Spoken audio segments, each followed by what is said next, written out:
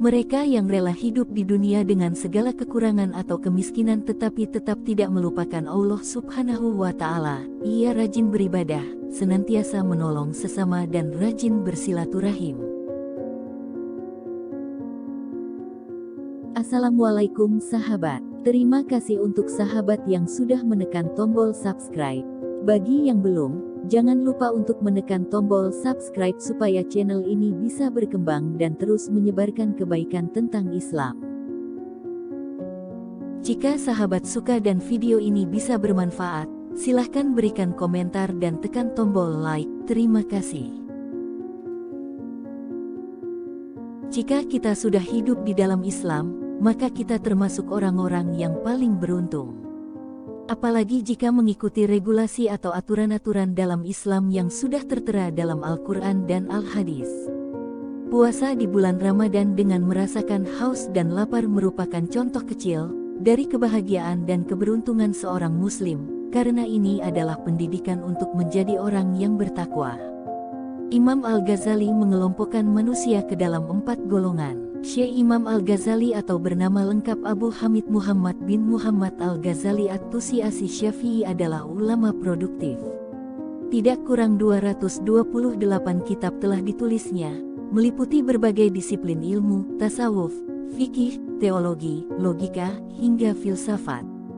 Sang Hujatul Islam, julukan ini diberikan karena kemampuan daya ingat yang kuat dan bijak dalam berhujah. Ini sangat dihormati di dua dunia Islam yaitu Saljuk dan Abbasiyah, yang merupakan pusat kebesaran Islam. Al-Ghazali pernah membagi manusia menjadi 4 golongan. Pertama, golongan orang yang bahagia di dunia dan di akhirat. Kelompok ini memiliki dasar yang kokoh yaitu dengan iman, dan sandarannya adalah ibadah sholat.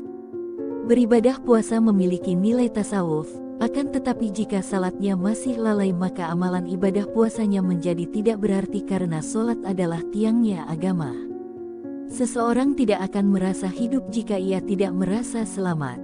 Dia tidak akan merasa selamat kalau ia tidak melakukan suatu perbuatan. Dan tidak akan ada perbuatan kalau dalam dirinya tidak ada kepercayaan atau keyakinan.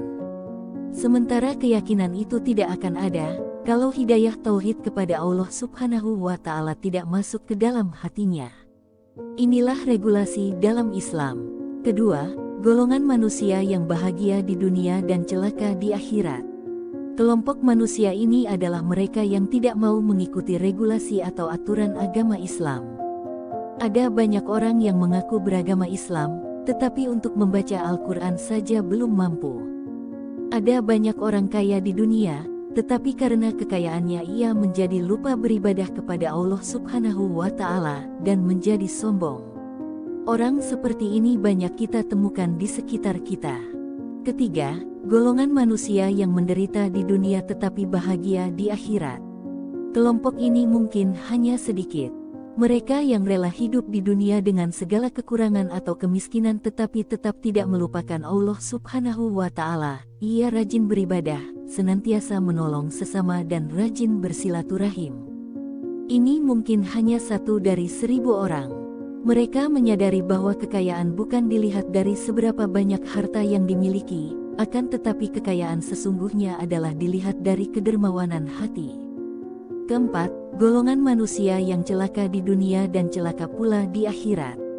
Kelompok ini adalah kelompok orang yang tidak pernah berpikir. Sudah miskin di dunia, segala sesuatunya serba kekurangan, sering melakukan perbuatan maksiat dan dia juga tidak pernah beribadah kepada Allah Subhanahu wa Ta'ala. Kelompok ini biasanya selalu menantang regulasi atau aturan agama yang ada. Mudah-mudahan kita dijauhkan dari golongan keempat. Dan semoga kita termasuk kepada golongan yang pertama, dia sudah punya iman dan mengamalkan Islam, dia memegang akhlak. Akhlak pada dirinya, Allah dan sesama manusia. Amin ya robbal alamin.